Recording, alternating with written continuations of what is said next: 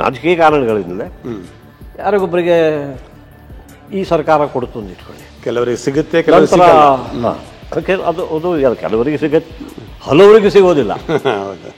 ಅಂಥದ್ರಲ್ಲಿ ಅವರಿಗೆ ಸಿಕ್ತು. ಮುಂದೆ ಇನ್ನೊಂದು ಪಕ್ಷ ಅಧಿಕಾರಕ್ಕೆ ಬಂತು, ಈ ಪಕ್ಷ ಕೊಟ್ಟಿದ್ದು, ಈ ಪಕ್ಷ ಕೊಟ್ಟಿದ್ದು, ಹೊಸ ಬೇರೆ ಪಕ್ಷ ಬಂತು.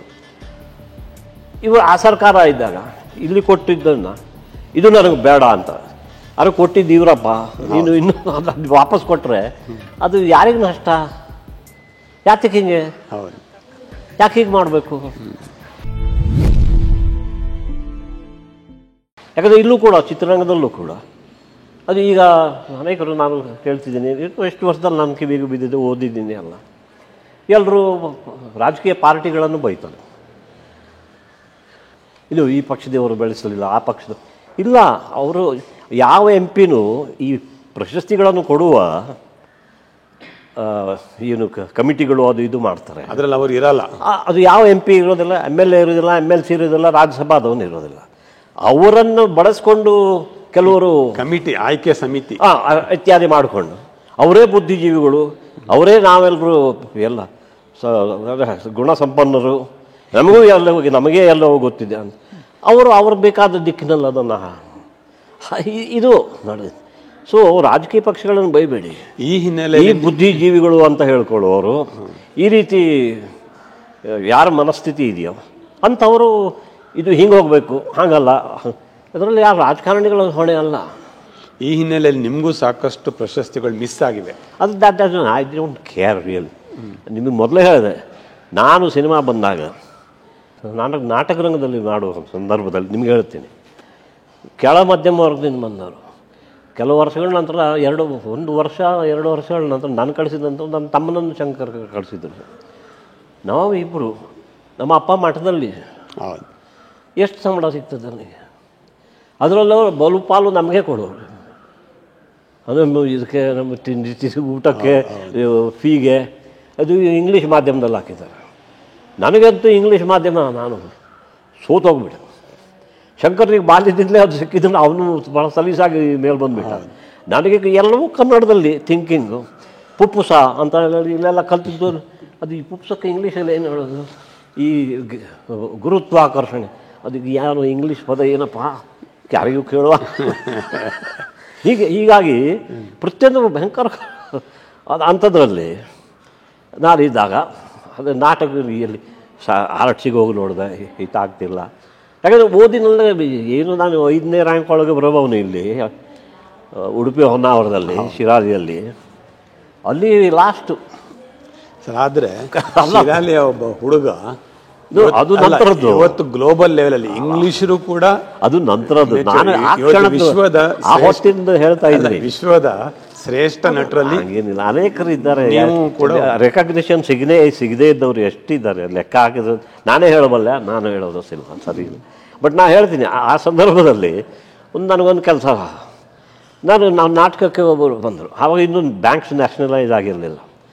ಒಬ್ಬರು ಅವರ ಹೆಸರು ಕೂಡ ಹೇಳ್ತೀನಿ, ದತ್ತಾತ್ರೇಯ ಬಿಜೂರ್ ಅಂತವ್ರು ಇದ್ದರು. ಅವರು ಬ್ಯಾಂಕಲ್ಲೆಲ್ಲ ದೊಡ್ಡ ಹೆಸರು ಸಂಪಾದನೆ ಮಾಡಿದರು. ಅವರ ಪತ್ನಿ ಮತ್ತು ನಮ್ಮ ತಾಯಿ ಶಿರಾಲಿಯಲ್ಲಿ ಒಂದು ಬಾಡಿಗೆ ಮನೆ, ಒಂದು ದೇವಸ್ಥಾನದ ಹಿಂದುಗಡೆ ಮನೆಗಳಿರ್ತಾವಲ್ಲ, ಅಲ್ಲಿ ಬೆಳೆದವರು. ಹಾಗಾಗಿ ಅವರ ಪತ್ನಿ ಮತ್ತು ನಮ್ಮ ತಾಯಿಯವರು ಜೊತೆಯಲ್ಲೇ ಬೆಳೆದವರು. ಸೊ ಅವರು ನನ್ನ ನಾಟಕ ನೋಡೋಕೆ ಬಂದಿದ್ದರು. ಬಟ್ ಅವರಿಗೆ ನಮ್ಮ ಸಂಪರ್ಕ ಇತ್ತು. ಅವರು ಒಂದು ನಾಟಕಕ್ಕೆ ಅವರೇ ಆಬಿಗೆ ಬಂದರು. ನಾವೇನು ಅವರಿಗೆ ಯಾಕೆ ಟಿಕೆಟ್ ಸುಟ್ಟು ಕಳಿಸ್ಕೊಡೋದು ಎಲ್ಲ ಇರಲಿಲ್ಲ, ದುಡ್ಡು ಕೊಟ್ಟು ಬರೋರು. ಅದರ ಪಾಸ್ ಗೀಸ್ಕೊಡು ಇರಲಿಲ್ಲ. ಆವಾಗ ಬಂದರು, ನಾಟಕ ನೋಡಿದರೆ ಒಳಗೆ ಬಂದರು. ನನ್ನ ಪಕ್ಕಕ್ಕೆ ಕರೆದ್ರು. ನಾನು ಯಾರು ಗೊತ್ತಾ ಅಂತ ಪರಿಚಯ ಮಾಡಿಕೊಂಡು, ನನಗೆ ಗೊತ್ತಿಲ್ಲ.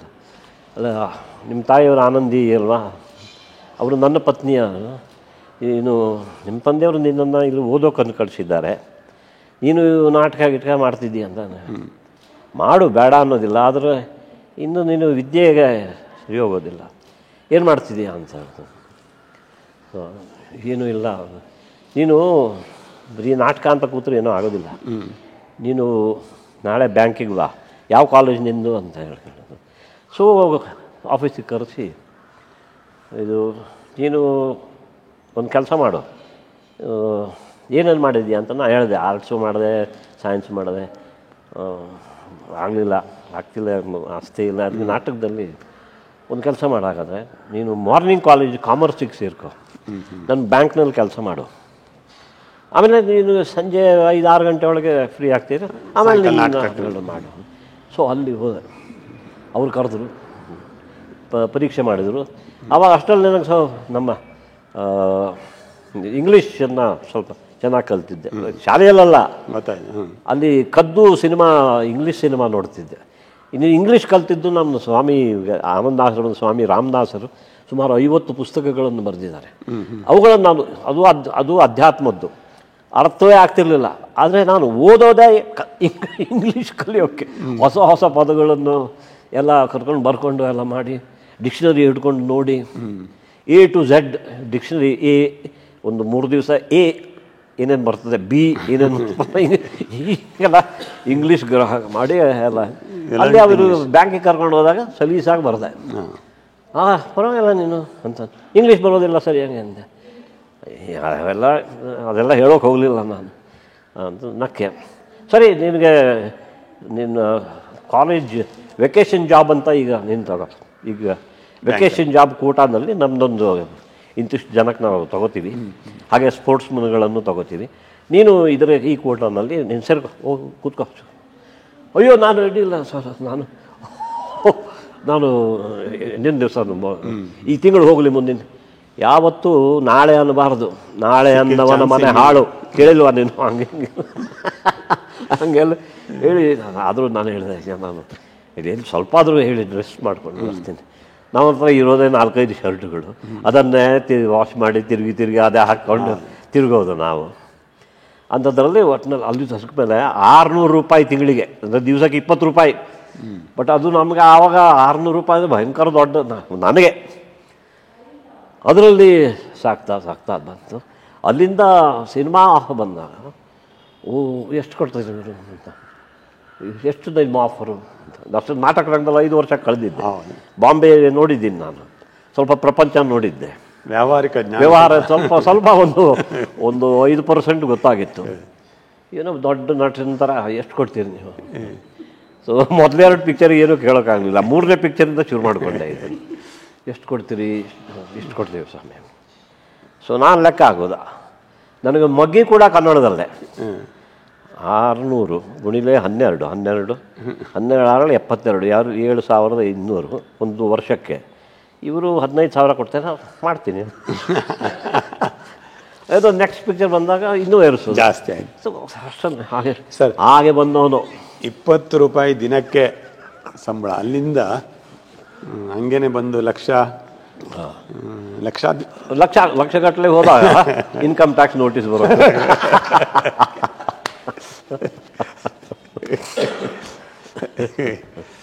ನನಗೆ ಇನ್ನೊಂದು ಭಾಳ ಆಶ್ಚರ್ಯ, ನೀವು ಆಶ್ರಮದ ವಾತಾವರಣದಲ್ಲಿ, ಒಂದು ದೈವಿಕ ವಾತಾವರಣದಲ್ಲಿ ಬೆಳೆದವರು, ಅದಕ್ಕೆ ಟೋಟಲ್ ತದ್ವಿರುದ್ಧ ಸಿನಿಮಾ ತಳಕು ಬಳಕು ಒಂದು ಲೋಕ. ಆ್ಯಕ್ಚುಲಿ ಭ್ರಮಾಲೋಕ ಇದು. ಅದೇ ಇದು ಈ ಆಶ್ರಮ ಮಠದಲ್ಲಿ ಕಲಿಸೋದೇ ಅದು ರಿಯಾಲಿಟಿ. ಜಗತ್ತು ಭ್ರಮೆ ಇದು. ಓಕೆ ನಿಜವಲ್ಲ ಅನ್ಸೋದು.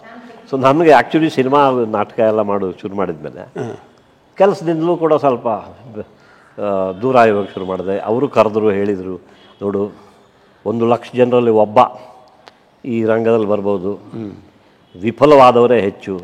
ನೀನು ನಿನ್ನ ಜೀವನ ಹಾಳು ಮಾಡ್ಕೋಬೇಡ, ನೀನು ಹೋಗು. ನಿನಗೆ ರಜೆ ಇಲ್ಲದೆ ಇದ್ದರೆ ನಾನು ಲೀವ್ ವಿದೌಟ್ ಪೇ, ಸಂಬಳ ಕೊಡೋದಿಲ್ಲ, ಬಟ್ ನೀನು ಹೋಗು, ಬಾ, ರಜೆ ಕೊಡ್ತೀವಿ ನಿನಗೆ, ಕೆಲಸ ಬಿಡಬೇಡ ಅಂತ ಹೇಳೋರು. ಸೊ ಆ ರೀತಿ ಇದಕ್ಕೆ ತಕ್ಕಂತೆ ಇಲ್ಲಿ ಏನಾಯಿತು, ಒಂದು ದಿವಸ ಯಾವುದೋ ಒಂದು ಫಿಲ್ಮಿಗೆ ಕರೆ ಬಂತು. 3ನೇ ಫಿಲ್ಮಿಗೆ ಇಲ್ಲಿ ಸಂಕಲ್ಪ ಮಾಡಿದ್ದೀನಿ, ಅಲ್ಲಿ ಅಂಕುರ್ ಮಾಡಿದ್ದೀನಿ, ಇಲ್ಲಿ ಒಂದು ಸಿನಿಮಾ ಕರೆ ಬಂತು. ನಾನು ಆವಾಗ ಟಿಕೆಟ್ ಕಳಿಸ್ತೀನಿ ಅಂತಂದ್ರೆ ಅಷ್ಟಿಲ್ಲಿ ಏರ್ಲೈನ್ಸ್ ಸ್ಟ್ರೈಕ್ ಆಗಿತ್ತು. ಟ್ರೈನಲ್ಲಿ ಬಂದೆ ನಾನು. ಟ್ರೈನಲ್ಲಿ ಬಂದರೆ ನಾನು ಟ್ರೈನ್ ಇಲ್ಲಿ ನನ್ನನ್ನು ಕರೆದವರು ನನಗೆ ಗುರುತಿಲ್ಲ.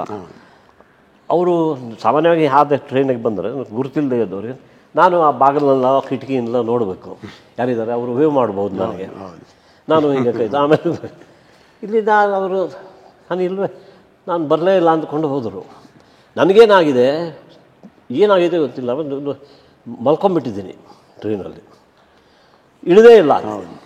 ಆಮೇಲೆ ಟ್ರೈನಿನ ಡಬ್ಬ ಆಮೇಲೆ ಹೊಡಿತಾರೆ, ಅದು ಯಾರಡಿಗೆ ತೊಗೊಂಡೋಗೋಕೆ ಮುಂಚೆ ತೊಳೆಯೋಕೆ ಎಲ್ಲ. ಆವಾಗ ಅವನು ಹೋಗಿ ರಿಪೋರ್ಟ್ ಮಾಡಿದ, ಅಲ್ಲೊಬ್ಬ ಮಲಗಿದ್ದಾನೆ ಹುಡುಗ ಅಂತ. ಬಂದ್ರಂತೆ, ಬಂದು ನೋಡಿದರೆ ಏನು ಮೊದಲು ಏನೋ ಕುಡಿದು ಬಿಟ್ಟಿದ್ದಾನೆ ಅಂತ ಅಂದ್ಕೊಂಡ್ರೋ ಏನೋ. ಇಲ್ಲೆಲ್ಲ ನೋಡಿದರೆ ಮೂರ್ಛೆ ಹೋಗಿದ್ದೆ ನಾನು. ಅಲ್ಲಿಂದ ನನಗೆ ಗೊತ್ತೇ ಇಲ್ಲ 2 ದಿವಸ. ನಾನು ಎದ್ದಿದ್ದೆ ವಿಕ್ಟೋರಿಯಾ ಹಾಸ್ಪಿಟ್ಲಲ್ಲಿ. ಸೊ ಇದು ಎಂಥ ಆಮೇಲೆ ಅಲ್ಲಿ ರಿಕವರ್ ಒಂದು 15-20 ದಿವಸ ಆದಮೇಲೆ ಎಲ್ಲಿಗೆ ಹೋಗೋದು? ಮುಂಬೈನಲ್ಲಿ ಯಾರು ನೋಡ್ಕೊಳ್ತಾರೆ? ಅಪ್ಪ ಅಮ್ಮಂಗೆ ಹೇಳಿದರೆ ಮೊದಲೇ ಚೆನ್ನಾಗಿ ಎಲ್ಲ ಬಿಟ್ಟು ನಿನಗೆ ಎಲ್ಲ ಮಾಡೋ ಕೆಲಸ ಎಲ್ಲ ಸಿಕ್ಕಿದ ಕೆಲಸನೂ ಬಿಟ್ಟು ಓದೋದನ್ನು ಈಗ ನಾಟಕ ಏನು ಮಾಡ್ತೇವೆ ಮಾಡು ಅನ್ನೋ ರೀತಿ ಎಲ್ಲೋ ನಾನು ಮಠಕ್ಕೆ ಹೋದರೆ ಅಲ್ಲಿ ಬೇರೆ ರೀತಿ, ನನಗೆ ಆಶ್ರಮಕ್ಕೆ ಹೋಗೋದು ವಾಸಿ ಅನಿಸಿ ಆಶ್ರಮಕ್ಕೆ ಹೋದೆ. ಅಲ್ಲಿ ಅವ್ರು ಚೆನ್ನಾಗಿ ಅಲ್ಲಯ್ಯ, ಮಠ ಆಶ್ರಮದಲ್ಲಿ ಬೆಳೆಸೋದು, ಈ ಪ್ರಪಂಚ ಅನ್ನೋದೇ ಭ್ರಮೆ, ಅದು ಇಲ್ಲಿ ಪರಮಾರ್ಥ ನಿನಗೆ ಕಲಿಸಿದ್ದು, ನೀನು ಹೋಗಿ ಮತ್ತೆ ಭ್ರಮೆಯೊಳಗೆ ಭ್ರಮೆ ಅಂದರೆ ಈ ನಾಟಕ ಸಿನಿಮಾ ರಂಗ ಇನ್ನೂ ದೊಡ್ಡ ಭ್ರಮಾಲೋಕ ಹೋಗಿದ್ದೀಯ ಅಂತ ಚೆನ್ನಾಗಿ ಬೈದುಬಿಟ್ಟು ಅಲ್ಲಿ ನನ್ನನ್ನು ಸ್ವಲ್ಪ ನೋಡಿ ಮಾಡಿಸಿ ಆಶೀರ್ವಾದ ಮಾಡಿ ಗುರುಗಳು ಕಳಿಸಿದ್ರು. ಸೊ ಅಲ್ಲಿಂದ ಮೊದಲಿಂದಲೇ ನನಗೆ ಏನಂದರೆ ಈ ಅವಾರ್ಡ್ ಅಲ್ಲ, ರಿವಾರ್ಡ್ ಮುಖ್ಯ. ಅಲ್ಲಿಂದಲೇ ಒಂದು ಬಂತು. ಸೊ ನಾನು ಅವಾರ್ಡ್ಗೋಸ್ಕರ ತಲೆ ಕೆಡಿಸ್ಕೊಳ್ಳಿಲ್ಲ. 50 ವರ್ಷ ಯಾವ ಬೆಸ್ಟ್ ಆ್ಯಕ್ಟರ್ ಕೇಂದ್ರದಿಂದ ಬರಲಿಲ್ಲ ಅಂತ ಕರ್ನಾಟಕದಲ್ಲಿ ನನಗೆ 5 ರಾಜ್ಯ ಪ್ರಶಸ್ತಿಗಳು ಸಿಕ್ಕಿವೆ. ಸಿದ್ದರಾಮಯ್ಯನವರೇ ನನಗೆ ಲೈಫ್ ಟೈಮ್ ಅಚೀವ್ಮೆಂಟ್ ಅವಾರ್ಡ್ 3 ಸಲ ಕೊಟ್ಟಿದ್ದಾರೆ. ಅವ್ರ ಜೊತೆ ನಾನು ಅವರ ಮಂತ್ರಿಮಂಡಲದಲ್ಲಿ ನಾನು ಕೆಲಸ ಮಾಡಿದ್ದೆ ಹಿಂದೆ. ಅದೆಲ್ಲ ಹಿನ್ನೆಲೆ ನನಗೆ ಅವಾರ್ಡ್ ಬಗ್ಗೆ ಯಾವ ಅಂದರೆ ಅದು ಅವಾರ್ಡ್ ಅಲ್ಲ, reward, you should worry about reward ಹಂಗೆ ಹೇಳ್ತಿದ್ದೆ ನಾನು ಬೇರೆಯವರಿಗೂ ಕೂಡ. ಅಂಥದ್ರಲ್ಲಿ ಮೋದಿಯವರು ಈ ಅವಾರ್ಡ್ ಕೂಡ ಸಿಕ್ತೀಗ. ಮೋದಿಯವರು ಅಲ್ಲಿ ಹಾಗೆ ಶುರು ಮಾಡಿದ್ದಕ್ಕೆ ಇಲ್ಲಿ ಕನ್ನಡಿಗರು ಯಾವ ರೀತಿ ನಿಂತ್ಕೊಂಡು ಇದನ್ನು ಕೊಟ್ಟು ಇದು ಅದಕ್ಕೆ ನಾನು ಹೇಳ್ತೀನಿ, ಇದು ದೈವ ಕೃಪೆ, ಇದು ನನ್ನ ಗುರುಗಳ ಕೃಪೆ. ತಾಯಿ ಭುವನೇಶ್ವರಿ ಕನ್ನಡ ಚಿತ್ರರಂಗ, ಕನ್ನಡಿಗರಿಗೂ ಕರ್ನಾಟಕ. ಸರ್, ಆದರೂ ನೀವು ಒಂಥರ ಪ್ಯಾನ್ ಇಂಡಿಯಾ ಸ್ಟಾರ್. ಅಂದರೆ ಈಗ ಈ ಪ್ಯಾನ್ ಇಂಡಿಯಾ ಇದೆಲ್ಲ ಬರ್ತಾ ಇದೆ. ನೀವು ಆಗಲೇ ಬಾಂಬೆ, ತೆಲುಗು ಇಂಡಸ್ಟ್ರಿ, ತಮಿಳ್ ಇಂಡಸ್ಟ್ರಿ, ಕೊಂಕಣಿಯಲ್ಲಿ, ಇಂಗ್ಲೀಷಲ್ಲಿ, ಬಹುತೇಕ ಎಲ್ಲ ಭಾಷೆಗ ಮರಾಠಿಯಲ್ಲಿ ಮಾಡಿದ್ರಿ. ಸೊ ಕನ್ನಡದಿಂದ ಶುರುವಾಗಿದ್ದು ಹಿಂದಿ ಮಾಡಿದೆ, ತೆಲುಗು ಮಾಡಿದೆ, ಒಂದು ಫಿಲ್ಮ್ ತಮಿಳಲ್ಲೂ ಮಾಡಿದ್ದೀನಿ, ಮಲಯಾಳಂ ಮಾಡಿದೆ, ಮರಾಠಿ ಮಾಡಿದೆ, ಇಂಗ್ಲೀಷಲ್ಲೂ ಸೊ ಮಾಡಿದ್ದೀನಿ. ಬಟ್ ನಾನು ಹೇಳಿದ್ನಲ್ಲ, ಅಂದರೆ ನಾನು ಕರ್ನಾಟಕದಲ್ಲಿ ಅಲ್ಲೂ ಇಲ್ಲೂ ಎಲ್ಲೆಲ್ಲೂ ಹೆಂಗೆ ಯಾಕೆ ಕರ್ನಾಟಕದಲ್ಲಿ ಇಂಥ ಒಬ್ಬ ನಟನಿದ್ದಾನೆ, ಕನ್ನಡ ಅವ್ರು ಕರೆಯುತ್ತೆ, ನಾನು ಕನ್ನಡಿಗ, ಕನ್ನಡ ನಟ ಅಂತ. ಆದರೆ ನನ್ನ ಥರದ ಆ ಪಾತ್ರಗಳು ಬಹಳ ವಿಶಿಷ್ಟವಾದ ಪಾತ್ರಗಳು.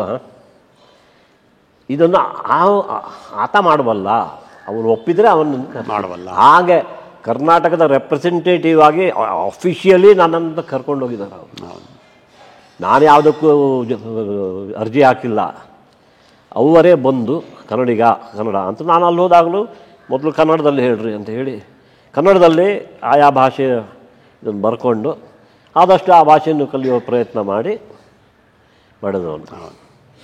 ಓಕೆ, ಬಟ್ ಅದಕ್ಕೆ ಆದರೆ ಇಲ್ಲಿಯ ಕಾರಣಾಂತರಗಳಿಂದ ಇದಕ್ಕೆ ನನಗೆ 50 ವರ್ಷ ಯಾವತ್ತು ಕೇಂದ್ರದಿಂದ ಒಂದು ಬೆಸ್ಟ್ ಆ್ಯಕ್ಟರ್ ಅವಾರ್ಡ್ ಸಿಗಲಿಲ್ಲ ಅನ್ನೋದರ ಅದು ನಾನು ಗಮನಿಸ್ತಿದ್ದೆ. ಏನೂ ಇಲ್ಲ ಅಂತ ಗೊತ್ತಿರ್ತದಲ್ಲ. ಯಾಕೆ ಅನ್ನೋದು ಅದಕ್ಕೆ ರಾಜಕಾರಣಿಗಳು ಅಥವಾ ರಾಜಕೀಯ ಪಕ್ಷಗಳು ಕಾರಣ ಅಲ್ಲ. ಇದನ್ನು ಇನ್ನೊಬ್ಬರು ಹೇಳಿದ್ದಾರೆ, ನಿಮಗೂ ಕೇಳಿಸ್ಕೊಂಡಿರ್ತೀರಿ. ಇದಕ್ಕೆ ಅವರು ಲೆಫ್ಟಿಸ್ಟು ರೈಟಿಸ್ಟ್ ಅಂತಿಲ್ಲ. ಇಲ್ಲಿ ನಮ್ಮ ಚಿತ್ರರಂಗದವರೇ, ಇಲ್ಲಿ ಅಲ್ಲಿ ಬುದ್ಧಿಜೀವಿಗಳು ಅನ್ನಿಸ್ಕೊಳ್ಳುವವರು ಅವರು ಆ ಕಮಿಟಿಯಲ್ಲಿ ಕೂತ್ಕೊಳ್ತಿದ್ರು. ಸೊ ಆ ಥರದ ಒಂದು ಮಾನಸಿಕ ಗೊಂದಲ ಸಿಕ್ಕಾಕೊಂಡವರು ಯಾರಿಗೆ ಅವಾಯ್ಡ್ ಮಾಡಬೇಕು, ಯಾರಿಗೆ ಕೊಡಬೇಕು ಅನ್ನೋದು. ಸೊ ಅದು ಅಲ್ಲಲ್ಲೇ ಸುತ್ತಿರ್ತದೆ. 50 ವರ್ಷ ನಿಗ್ಲೆಕ್ಟ್ ಆಯಿತು. ಓಕೆ, ದಯವೆಚ್ಚೆ ಈಗ ಇದು ಬಂತು, first and last, good, thank you. ಅದಕ್ಕಿಂತ 50 ವರ್ಷ ಸಿಗದೆ ಇರೋದು 3 ವರ್ಷದಲ್ಲಿ ಸಿಕ್ಬಿಡ್ತಲ್ಲ. ಹೌದೌದು. ಅದು ಕನ್ನಡಿಗರಿಂದಲೇ ಸಿಕ್ತು. ಅಫ್ಕೋರ್ಸ್ ನಿಮ್ಮ ಪತ್ನಿಯವರ ಪಾತ್ರ ಅಂದರೆ ಗಾಯತ್ರಿ ಅವರು ನಿಮಗೆ ಸಪೋರ್ಟಿವ್ ಆಗಿ ಬೆಂಬಲವಾಗಿ ನಾವೆಲ್ಲ ನೋಡಿದ್ದೀವಿ. ಆದರೂ ಈ ಸಂದರ್ಭದಲ್ಲಿ ಈ ಪರ್ವಕಾಲದಲ್ಲಿ ಈ ಪರ್ವಕಾಲದಲ್ಲೂ ಗಾಯತ್ರಿ ಇದೆ ಪ್ರಾಮುಖ್ಯತೆ. ಯಾಕೆ ಹೇಳ್ತೀನಿ, ಹೇಗಿದೆ ಅಂದರೆ ನಾನು ಅವರನ್ನು ಭೇಟಿ ಆದಮೇಲೆ ಅವಳಿಗೆ ನಾನು ನನ್ನ ಮದುವೆ ಆಗ್ತೀಯಾ ಅಂತ ಕೇಳಿದೆ. ಅವರು ಎಲ್ಲ ಯೋಚನೆ ಮಾಡಿ ಆಗ್ತೀನಿ ಅಂತ. ಆದರೆ ನಮ್ಮ ತಂದೆ ತಾಯಿಯಿಂದ ನೀನು ಪರ್ಮಿಷನ್ ತಗೋಬೇಕು. ಆಯಿತು. ಅವ್ರ ತಾಯಿಗೆ ಫೋನ್ ಮಾಡಿದೆ. ಆ್ಯಕ್ಚುಲಿ ಗಾಯತ್ರಿ ಕನ್ನಡ ಚಿತ್ರರಂಗಕ್ಕೆ ಬಂದಾಗ ಶಂಕರ್ ಜೊತೆ ನೀವು ಆಟೋ ರಾಜ ಮಾಡಿ ನಂತರ ಎಲ್ಲ ರಾಜ್ಕುಮಾರ್ ಎಲ್ಲರ ಜೊತೆಲೂ ನಟಿಸಿದ್ದಾರೆ. ಸೊ ಈ ಸಂದರ್ಭದಲ್ಲಿ ನಾನು ತಾಯಿಗೆ ಫೋನ್ ಮಾಡಿದೆ. ಒಳ್ಳೆಯದು, ಅವ್ರ ಪರಿಚಯ ಆಗಿತ್ತು.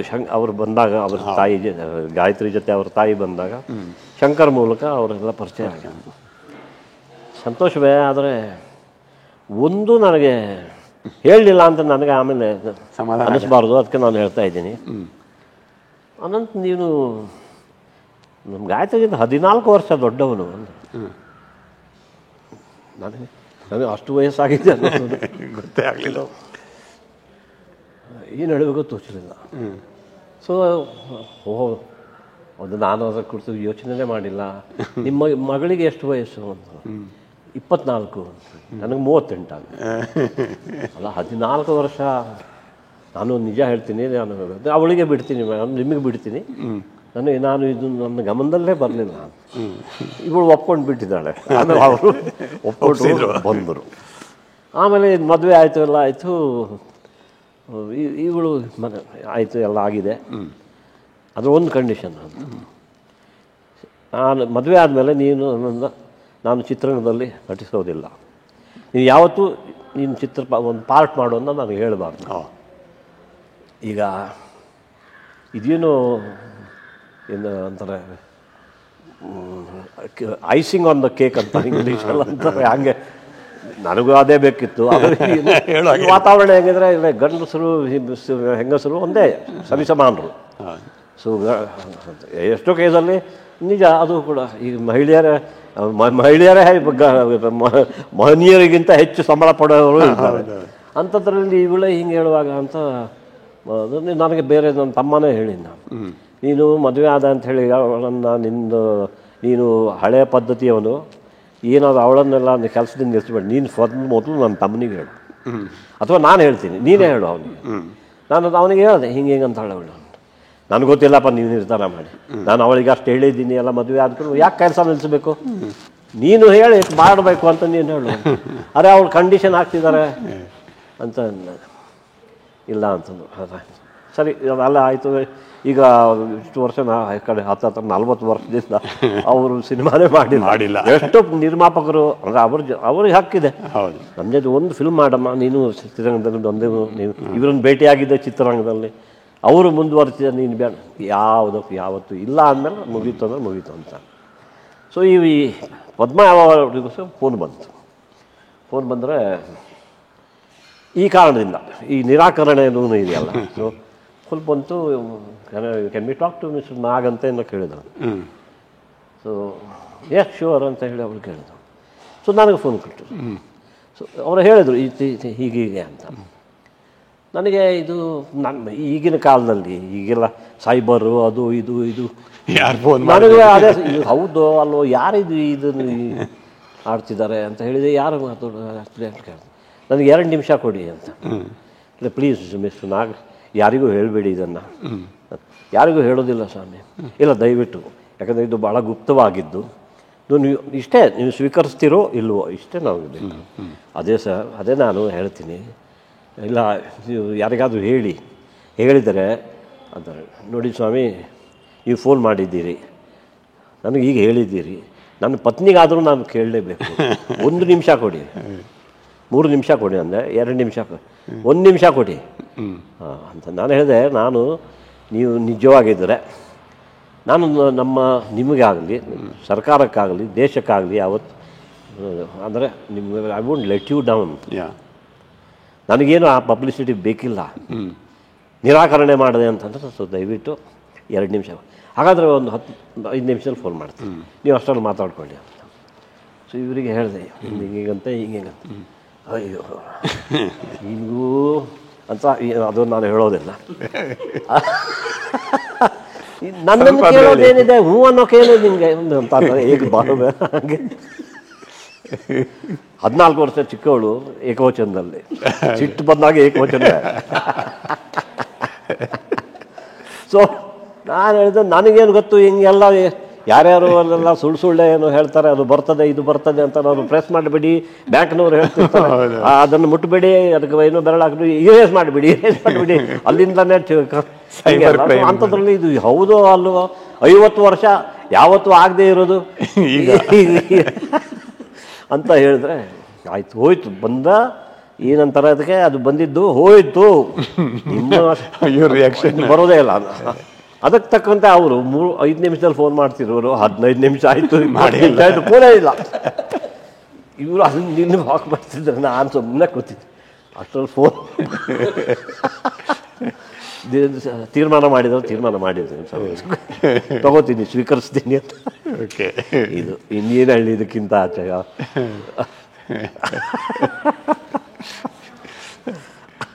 ಚೆನ್ನಾಗಿದೆ ಅದು ಒಂಥರ. ಆ 15 ನಿಮಿಷ ಭಾಳ ಆತಂಕ. ಹೌದು ಅಲ್ವೋ ಅಂತ ಅಂದ್ರೆ ನೀನು ಬರಲೇ ಇದೆ, ಇನ್ನೊಂದು 10 ನಿಮಿಷ ಹೋದರೆ ಅಂತ ಇದ್ರಲ್ಲೂ ಮೋಸ ಮಾಡ್ತಾರಲ್ಲ, ಈಗ ಅವ್ರಿಗೆ ಏನು ಸಿಗ್ತದೆ ಇಂಥ ಕಾಲ್ ಮಾಡಿ ಅಂತ ಈ ಥರದ್ದೆಲ್ಲ ಮಾತುಗಳು ಬರುವ. ಬಟ್ ಅವರು 15-20 ನಿಮಿಷ ಒಳಗಡೆ ಮಾಡಿ ಕನ್ಫರ್ಮ್ ಮಾಡಿದರು.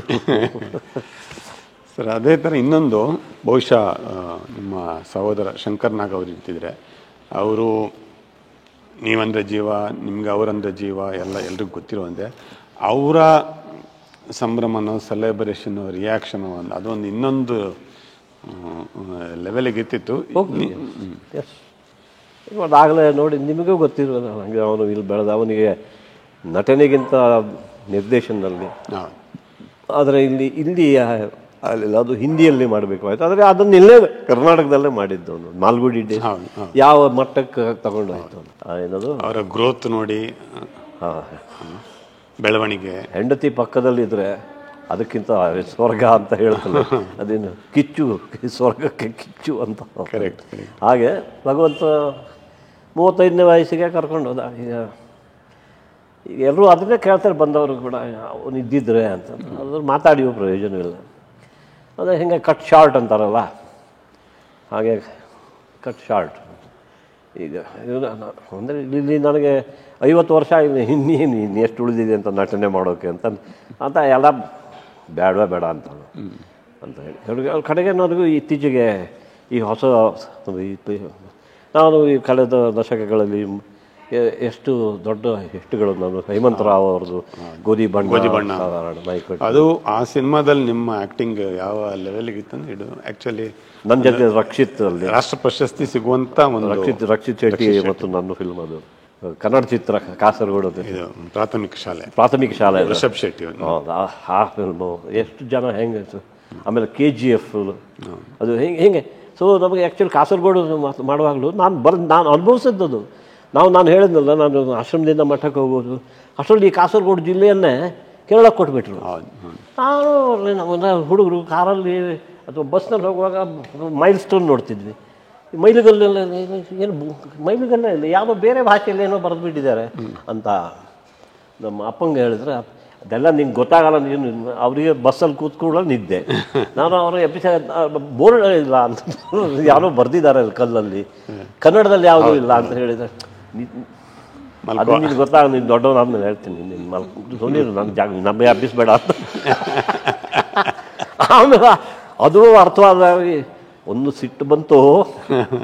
ಅಲ್ಲಿಂದ ಆ ತುದಿವರೆಗೆ ನೀಲೇಶ್ವರದವರೆಗೆ ಇದ್ದಿದ್ದು ಕರ್ನಾಟಕವನ್ನು ಮೊಟಕಿಗೆ ಹೆಂಗೆ ಹೊಂದ್ಕೊಡು, ಆ ಸಿಟ್ಟು ಹೊಂದ್ಕೊಡು, ಅಲ್ಲಿ ಕನ್ನಡ ಭಾಷೆಯಲ್ಲಿ ಕಲಿಸೋದಿಲ್ಲ ಅಂತ ನಾನು ಆ ರೀತಿ. ಯಾಕೆಂದರೆ ಇಲ್ಲಿ ಹೋರಾಟಗಾರರು ನಮ್ಮ ಬಾರ್ಡರ್ ಸ್ಟೇಟ್ಗಳಲ್ಲಿ ಅಥವಾ ಮಹಾರಾಷ್ಟ್ರದ ಬಾರ್ಡರ್ ಸ್ಟೇಟ್ಗಳಲ್ಲಿ ಕನ್ನಡ ಯಾರು ಕಲಿಬೇಕು ಅಂತ ಇರ್ತಾರೆ, ಅವ್ರಿಗೆ ಅವಕಾಶ ಕೊಡಬೇಕು ಅಂತ ಅವೆಲ್ಲ ಬೇರೆ ರಾಜ್ಯಗಳು. ಇವರು ಏನು ಅಂತ ಹಂಗೆ ಮಾಡೋದು ಅಂತ ರಿಷಬ್ ಶೆಟ್ಟಿ ಬಂದು ಹೌದು, ನಮ್ಮ ಸಿನಿಮಾದಲ್ಲೂ ಕೂಡ ಪ್ರಾರ್ಥನೆಯಲ್ಲಿ ಅದರಲ್ಲಿ ಆವೇಶ ಉದ್ವೇಗ ಅದು ಅಲ್ಲಿದು. ನನ್ನ 8ನೇ ವಯಸ್ಸಿಂತು. ನಮ್ಮ ಪ್ರಾರ್ಥನೆ ಸಿನಿಮಾದಲ್ಲೂ ಕನ್ನಡದ ಬಗ್ಗೆನೇ, ಪ್ರಾರ್ಥನೆಯಲ್ಲೂ ಅಲ್ಲೂ ಕೂಡ ಕನ್ನಡ ಉಳಿಬೇಕು, ಕನ್ನಡ ಭಾಷೆ ಇರಬೇಕೆಂಬುದೇ. ಹೌದು, ನಾನು ಅಧ್ಯಾಪಕರಾಗಿ ಆಗ ನನಗೆ ಮಠದಲ್ಲಿ ಕಲಿಸುವಾಗಲೂ ಕೂಡ ಇನ್ನೊಂದು ಒಬ್ಬರು ಗುರುಗಳು ಹೇಳಿದರು, ಏನೇನಾದರೂ ಕಷ್ಟ ಬಾಯ್ಪಾಠ ಮಾಡಿಸ್ತಾರೆ. ಈಗ ಏನಾದರೂ ಮಂತ್ರಗಳನ್ನು ಹೇಳಿ ಕಲಿಸಿದ್ರೆ ಮಠದಲ್ಲಿ ವಿಶೇಷವಾಗಿ ಈಗ ಒಂದು ಗುರು ಅಂತ ಯಾರು ಇರ್ತಾರೆ ಕಲಿಸ್ತಾರೆ. ಈಗ ಗಣಪತಿ ಅಥರ್ವ ಶೀರ್ಷ ಅಂತ ಕಲಿಸಿದ್ರು. ಓಂ ನಮಸ್ತೆ ಗಣಪತಯೇ ಅಂತಾರೆ, ಓಂ ನಮಸ್ತೆ ಗಣಪತಯೇ ಅಂತ 2 ಸಲ ಅಂತ. ನಾವು ವಿದ್ಯಾರ್ಥಿಗಳು 3 ಸಲ ಹೇಳಬೇಕು ಅದನ್ನೇ. ಓಂ ನಮಸ್ತೆ ಗಣಪತಿಯೇ ನಮಸ್ತೆ ತ್ವಮೇವ ಪ್ರತ್ಯಕ್ಷಂ ತತ್ವಮಸಿ ತ್ವಮೇವ ಪ್ರತ್ಯಕ್ಷಂ ತತ್ವಮಸಿ ನಾವು 3 ಸಲ ಹೇಳಿ. ಸೊ ಆ ಗುರುಗಳು ನಾನು ಹೇಳಿದ್ದೇನೆ, ಇನ್ನೇನೇನು ಕಷ್ಟ ಅನಿಸಿದರೆ ಇದು ಸಂಸ್ಕೃತ ಅಷ್ಟು ಸುಲಭವಾಗಿ ಅರ್ಥವಾಗೋದಿಲ್ಲ, ನಿನಗೆ ಈಗ ಅರ್ಥವಾಗೋದಿಲ್ಲ, ಬಾಯ್ಪಾಠ ಮಾಡು. ದೊಡ್ಡವನಾದಮೇಲೆ ನಿನಗೆ ಅರ್ಥವಾಗ್ತದೆ. ದೊಡ್ಡವನಾದಮೇಲೆ ಅದೇ ಆ ಮಂತ್ರವೇ ನಿನಗೆ ಬುದ್ಧಿ ಕಲಿಸ್ತದೆ. ನನ್ನ ಅರ್ಥ ಏನು ಅನ್ನೋದನ್ನು ಮಂತ್ರವೇ ನಿನಗೆ ತಿಳಿಸ್ತದೆ. ಹಾಗೆ ಸರಿ ಅಂತ. ಆಮೇಲೆ ನಿನಗೆ ಸಂಸ್ಕೃತದಲ್ಲಿರೋದು ಅದು ದೇವನಾಗರಿಯಲ್ಲಿ ಸ್ಕ್ರಿಪ್ಟೇ. ನೀನು ನಾನು ಹೇಳಿದ್ದನ್ನು ಕಲ್ತ್ಕೊಂಡು ಮನೇಲಿ ಹೋಗಿ ಕನ್ನಡದಲ್ಲಿ ಬರ್ಕೊಂಡು ನೋಡು ಅಂತ. ಹಾಗೆ ಕನ್ನಡದಲ್ಲಿ ಬರ್ಕೊಂಡು ಕೂಡಲೇ 1 ಸಲ ಬರೆದ್ರೆ ಸಾಕು ಬಾಯ್ಪಾಠ ಆಗಿಬಿಡೋದು. ಇದು ನನಗೆ ನಾಟಕ ರಂಗದಲ್ಲಿ ಭಾಳ ಹೆಲ್ಪ್ ಆಯಿತು. ನನಗೆ ನಾಟಕ ರಂಗದಲ್ಲಿ ಚೆನ್ನಾಗಿ ಬಾಯ್ಪಾಠ ಮಾಡ್ತಾನೆ ಅಂತಲೇ ಸುಲಭ ಆಯಿತು. ಸೊ ಹಾಗಾಗಿ ಅಲ್ಲಿ ವಿಶೇಷವಾಗಿ ಈಗ ಕನ್ನಡ ಕೊಂಕಣಿ ನಾಟಕಗಳಲ್ಲಿ, ಆಮೇಲೆ ಇಲ್ಲಿ ಪುಟಗಟ್ಟಲೆ 15 ಪುಟ 18 ಸಾಲಿಲಾಕಿ ಅಂತಾರೆ ಅದಕ್ಕೆ, ಒಬ್ಬನ ಮಾತಷ್ಟೇ. ಅದನ್ನು ಪುಟಗಟ್ಟಲೆ ಬಾಯ್ಪಾಠ ನನಗೆ ತಕ್ಷಣ. ಯಾಕಂದರೆ ಯಾವುದೇ ಇರಲಿ 1 ಸಲ ಅದನ್ನು ಕನ್ನಡದಲ್ಲಿ ಬರ್ಕೊಂಡ್ರೆ ಅದೇ ನನಗೆ ಸಿನಿಮಾದಲ್ಲೂ ಕೂಡ ಅವರು 1 ನಿಮಿಷ 1 ಸಲ ನೋಡ್ತಾರೆ ಬಾಯ್ಪಾಠ ಆಗಿಬಿಡುತ್ತಂತೆ. ನನ್ನ ಅವರವರೇ ಹೇಳ್ಕೊಂಡು ನನಗೆ ಕೇಳಿಸ್ಕೊಂಡಿದ್ದೆ ಭಗವಾನ್ ಅಂತೇಳಿ. ಅದೇ ಹೇಗೆ ನಿನ್ಗೆ ಬಾಯ್ಪಾಠ ಅಷ್ಟು ಬೇಗ ಮಾಡ್ತೀಯ ಅಂತ ಹಿಂಗೆ ಸ್ವಲ್ಪ ತಮಾಷೆ ಮಾಡಿದ್ರು. ಅದೇ ಬಾಯ್ಪಾಠ ಯಾಕಂದ್ರೆ ಕನ್ನಡ ಓದಿದ್ದೀನಲ್ಲ ಸರ್, ನಾವೆಲ್ಲರೂ ಕನ್ನಡ ಓದಿದ್ದೀವಿ ಅಂತ ನಾನು ಅಷ್ಟು ಬೇಗ ಆಗೋದಿಲ್ಲ. ನೀವು ಎಲ್ಲರೂ ಈಗ ಈ ನಿಮ್ಮ ಹೀರೋಯಿನ್ಗಳನ್ನೆಲ್ಲ ಬೇರೆ ರಾಜ್ಯ ಬರ್ತೀರಿ, ಅವ್ರಿಗೆ ಭಾಷೆನೂ ಗೊತ್ತಿರೋದಿಲ್ಲ. ನೀವು ಬರೆಯೋದು ಕನ್ನಡದಲ್ಲಿ ಬರೀರಿ ಅಂತ ಹೇಳಿ, ಕನ್ನಡನೇ ಬರೋದಿಲ್ಲ ಕನ್ನಡದಲ್ಲಿ ಬರೆಯೋದು, ಅವರವ್ರ ಭಾಷೆಯಲ್ಲಿ ಬರ್ಕೊಂಡು ಮಾತಾಡಲಿ, ಅವರಿಗೂ ಬರಬಹುದು ಅಂತ ಈಗ ತಮಾಷೆ ಮಾಡ್ತಿದ್ದೆ. ಬಟ್ ಆ್ಯಕ್ಚುಲಿ ಬರೋದು ಕೂಡಲೇ ನಮ್ಗೆ ಬೇಗ ಮನಸ್ಸು ಹೆಂಗೆ ಅದು ಆ ರೀತಿ ಅದಕ್ಕೇ ಅದನ್ನು ನೋಡಿಯೇ ರಿಷಬ್ ಏನು ಮಾಡಿದ್ದಾನೆ, ಒಂದು ಶಾರ್ಟ್ ಎಲ್ಲ ಅರೇಂಜ್ ಮಾಡಿ ಆ ಸೀನಲ್ಲಿ ಒಂದೇ ಶಾರ್ಟಲ್ಲಿ ಮಾಡಿ, ಒಂದೇ ಶಾರ್ಟ್ 5 ನಿಮಿಷನ ಒಂದು ಕಂಟಿನ್ಯೂಸ್ 15 ನಿಮಿಷ 15 ನಿಮಿಷ. ಆದರೆ ನಮ್ಮ ಪ್ರೇಕ್ಷಕರು ಎಷ್ಟು ಪರಿಪಕ್ವವಾದರು ಅಂದರೆ, ಅಯ್ಯೋ ಒಂದೇ ಶಾರ್ಟಲ್ಲಿ ಹೇಳ್ಬಿಟ್ಟಿದ್ದಾರೆ ಅಂತ ನೋಡಿದ ಕೂಡಲೇ ಹೇಳುವಂತಹ ಪ್ರೇಕ್ಷಕರು ಇದ್ದಾರೆ. ಎಷ್ಟರ ಮಟ್ಟಿಗೆ ಸಿನಿಮಾ ಅರ್ಥ ಮಾಡ್ಕೊಳ್ಳೋ ಗ್ರಹಿಸುವಂತಹ ಒಂದು ಪ್ರತಿಭೆ ಪ್ರೇಕ್ಷಕರಲ್ಲೇ ಬೆಳೆದಿದೆ. ಸರ್, ನನಗೆ ಒಂದು ಕುತೂಹಲ, ನೀವು ಒಂಥರ ಈ ಸಕಲ ಕಲಾ ವಲ್ಲಭನ್ ಅಂತಾರಲ್ಲ ಆ ಥರ, ಅಂದರೆ ಎಲ್ಲನೂ ಗೊತ್ತಿರುವಂಥ ಎಲ್ಲ ವಿದ್ಯೆನೂ ಗೊತ್ತು ನಿಮ್ಗೆ. ಅದು ಸ್ಕ್ರಿಪ್ಟ್ ಬರಿಬೋದು, ಹಾಡು ಬರಿಬೋದು, ಸಂಭಾಷಣೆ ಬರಿಬೋದು, ಕತೆ ಗೊತ್ತು, ಎಲ್ಲನೂ ಗೊತ್ತು, ಹಾಡ್ತೀರ ಚೆನ್ನಾಗಿ.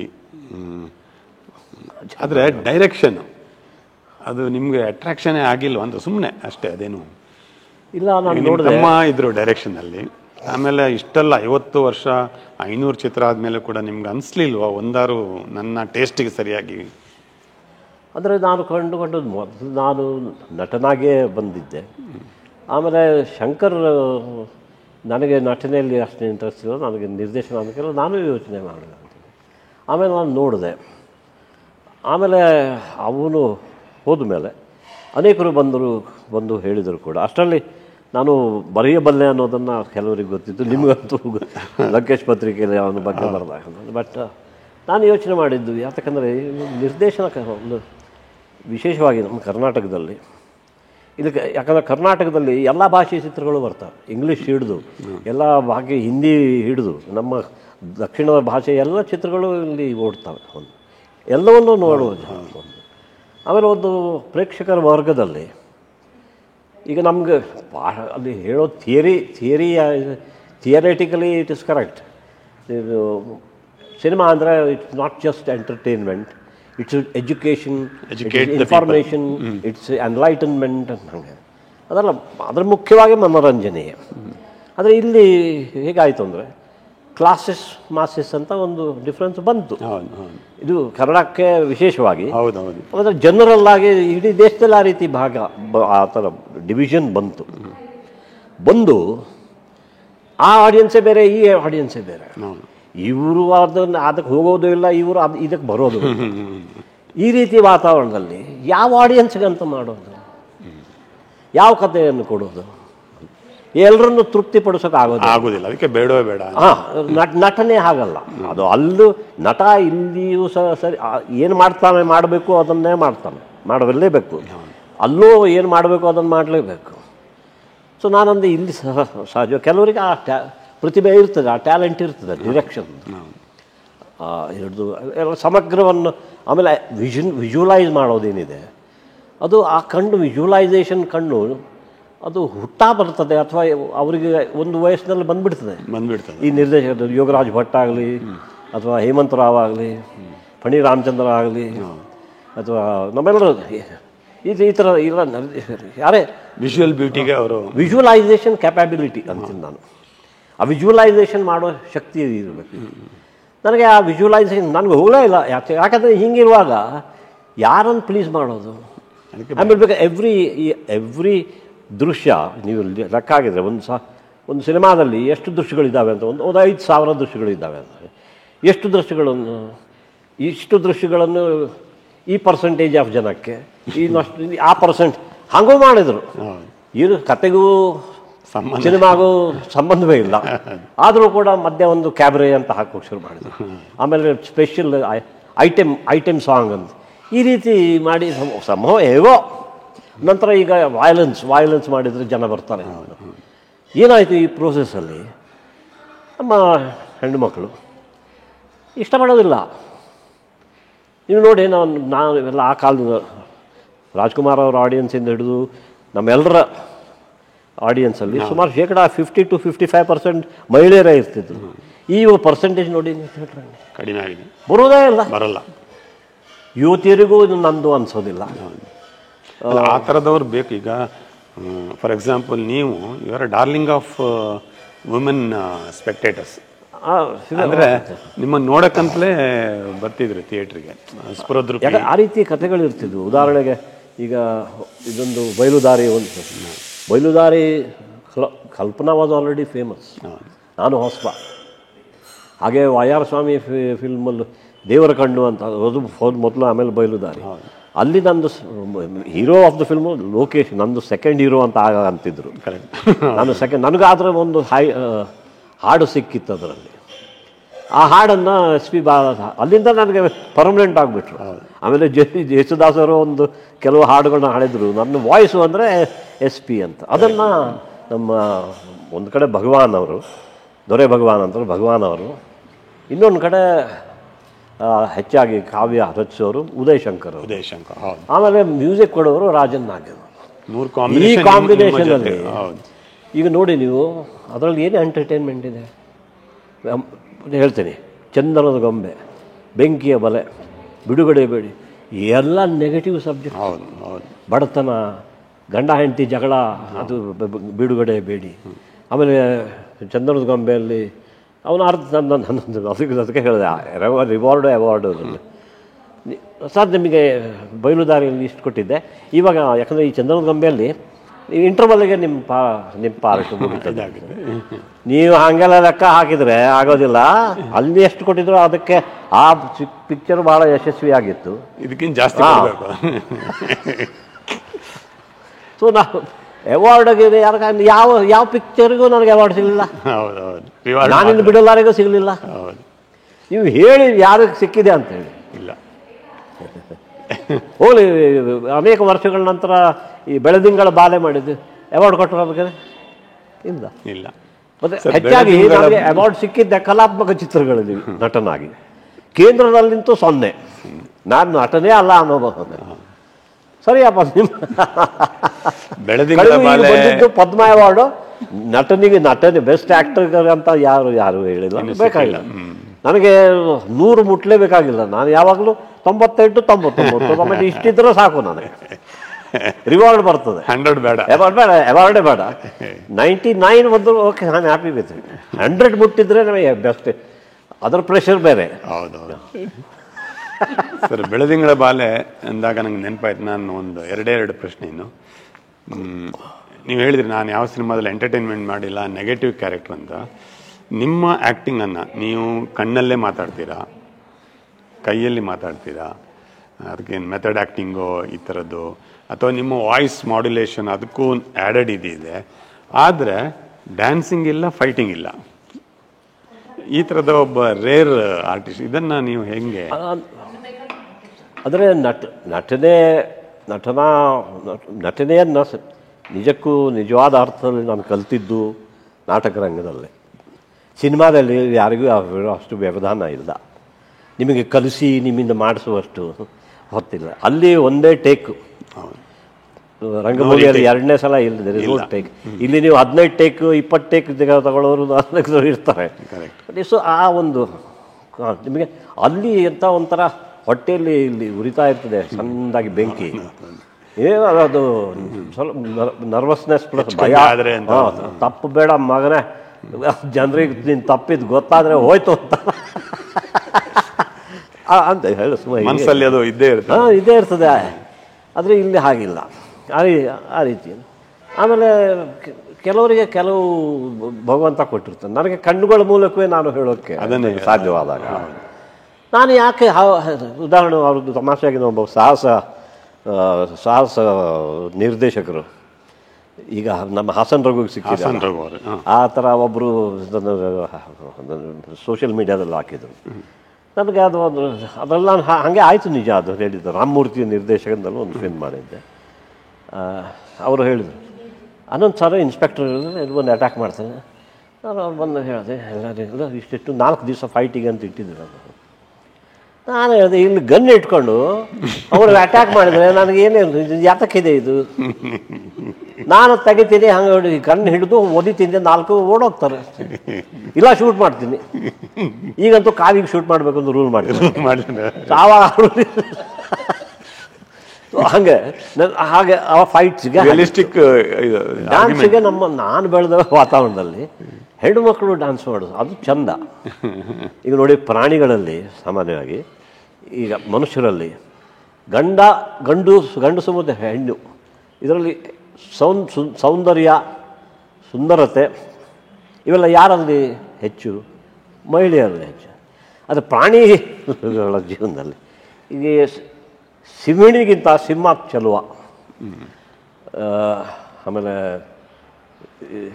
ಪಿಕಾಕ್ಗೆ ನವಿಲಲ್ಲಿ ಹೆಣ್ಣು ನವಿಲು ಅಷ್ಟು ಚೆಂದ ಕಾಣಲ್ಲ, ಗಂಡು ನವಿಲು ಚೆಂದ. ಆದರೆ ಮನುಷ್ಯರೆಲ್ಲ ಹಾಗಿಲ್ಲ.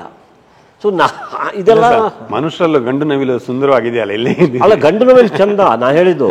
ಹೆಣ್ಣು ನವಿಲು ಅಷ್ಟು ಆಕರ್ಷಕವಾಗಿಲ್ಲ. ಆದರೆ ನಮ್ಮ ಮನುಷ್ಯ ಪ್ರಾಣಿಗಳಲ್ಲಿ ಹೆಣ್ಣಿಗೇನೆ ಚಲೋ ಒಂದು. ಹಾಗೆ ನೃತ್ಯ ಮಾಡಿದರೆ ಅವ್ರು ಮಾಡಬೇಕು ಅಂತ ಒಂದು. ನಾನು ಬೆಳೆದದ್ದು ಯಕ್ಷಗಾನ, ಆ ಕುಣಿತ, ಬಯಲಾಟ ಇದೊಂದು ನೋಡಿ ಬೆಳೆದವನು. ಈ ಗಂಡಸರು ಇದೆಲ್ಲ ಹಿಂದಿಯಲ್ಲಿ ನೋಡಿದೆ, ಬೇರೆ ಭಾಗಗಳು ನೋಡಿ ಸೊಂಟ ಅಲ್ಲಾಡಿ ಅದಿತ್ತು ಇದು ಏನೇನಿದೆ ಅಂತ ನನಗೆ ಒಂಥರ ನಾನು ಮಾಡೋದಿಲ್ಲ ಅಂತ ಗೊತ್ತ. ಹೆಣ್ಣು ನೃತ್ಯ ಮಾಡಬೇಕು, ಅವ್ರು ನೃತ್ಯ ಮಾಡಿದ್ರೆ ನೋಡುವಂಥದ್ದು. ಈ ಪುರುಷರು ಯಾಕೆ ಇದೀಗ ಸೊಂಟ ಅಲ್ಲಾಡಿಸ್ಕೊಂಡು ಕುಣಿಬೇಕು?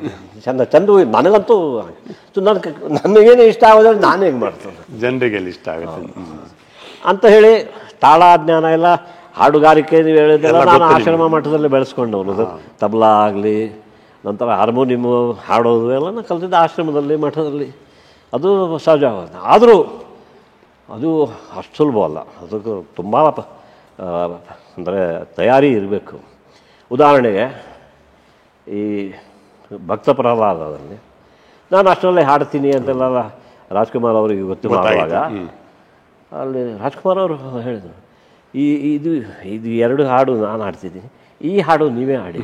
ನಾರದನಿಗೆ ಒಂದು ಕಮಲ ನಯನ ಕಮಲಾವದನ, ಹಂಗೆ ಅದು ಸ್ವಲ್ಪ ದಕ್ಷಿಣಾದಿ ಇದೆ. ಸಿನಿಮಾ ಹಾಡುಗಳು ಹೆಚ್ಚಾಗಿ ಉತ್ತರಾದಿಯೇ, ಅದು ಸುಲಭ. ಈ ದಕ್ಷಿಣಾದಿ ಅದಕ್ಕೆ ನೀವು ವೈಜ್ಞಾನಿಕವಾಗಿ ಕಲಿಬೇಕು, ಶಾಸ್ತ್ರೋಕ್ತವಾಗಿ ಕಲಿಬೇಕು, ನಿಮ್ಗೆ ಅದಕ್ಕೆ ವಾಯ್ಸ್ ಟ್ರೈನಿಂಗ್ ಬೇಕು. ಹಾಗೆ ಹೀಗೆ ಹಾಡೋಕೆ ಹೋದರೆ ಹಾಗೆ. ಸೊ ನಾನು ಇಲ್ಲ, ಈ ಥರದ ಆಲಾಪನೆಗಳು ನನಗೆ ಅನುಭವ ಇಲ್ಲ, ಅಭ್ಯಾಸ ಇಲ್ಲ. ಇದು ಉತ್ತರಾದಿ ಸ್ವಲ್ಪ ಇದ್ದರೆ, ಈ ಸಿನಿಮಾ ಹಾಡುಗಳು ಹೆಚ್ಚಾಗಿ ಉತ್ತರಾದಿ ಸ್ಟೈಲಲ್ಲೇ ಇರ್ತವೆ ನೀವು ನೋಡಿದರೆ. ಈ ದಕ್ಷಿಣಾದಿ ಅಷ್ಟಕ್ಕೂ ನನ್ನ ಭಾಗ್ಯ ಏನು ಅಂದರೆ, ನನಗೆ ಆಲ್ಮೋಸ್ಟ್ ಮೊದಲ ಚಿತ್ರದಲ್ಲಿ ಹಂಸಗೀತೆಯಲ್ಲಿ ಪಂಡಿತ ಬಾಲಮುರಳಿ ಕೃಷ್ಣರು ಅವರು ಇನ್ನು ಸುಮಾರು 20-22 ಹಾಡುಗಳನ್ನು ಅವ್ರ ವಾಯ್ಸು ನನಗೆ. ಇಲ್ಲಿ ಸಿನಿಮಾಗಳು ಈ ಬಾಕಿ ನಮ್ಮ ಕಮರ್ಷಿಯಲ್ ಸಿನಿಮಾದಲ್ಲಿ ಯೇಸುದಾಸ್